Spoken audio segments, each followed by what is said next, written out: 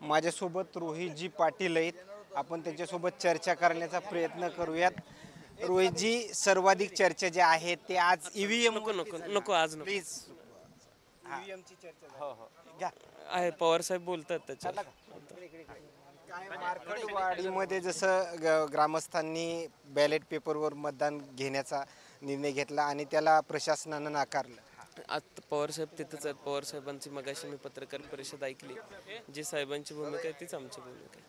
EVM तुमचा विश्वास आहे की नाही? एकूण प्रक्रियेवरती लक्ष देणं गरजेचं आहे. अनेक ठिकाणी बऱ्याच गोष्टी वेगळ्या वेगळ्या जाणवत आहेत. मतदारांची नावं यादीमध्ये नसणं, तिथंपासून काही बोगस मतदारांची नावं यादीमध्ये सापडणं, हे कुठेतरी अडचणीचं आहे. लोकशाहीचा गळा घोटण्याचं काम या माध्यमातून चालू आहे. याच्यावर लक्ष दिलं पाहिजे. आपल्या मतदारसंघातील 5 वर्षामध्ये कोणकोणते कामं महत्त्वाचे आहेत? त्याच्यातले 2-3 विधानसभेच्या दरम्यान मी मतदारसंघामध्ये ते पुढे ठेवली होती लोकांच्या, आणि तीच कामं मी पुढे घेऊन चाललो. रोहितजी पाटील माझ्यासोबत होते आणि या दरम्यान दिलेल्या त्यांनी प्रतिक्रिया. मात्र विधान भवनाच्या माध्यमातून आणखीन काही या परिसरामधून अपडेट्स मिळतील का, हे देखील पाहणं तेवढंच महत्त्वाचं ठरणार आहे. कॅमेरामॅन ज्ञानेश्वर ससानेसोबत सूर्यदेश मीडिया, मुंबई.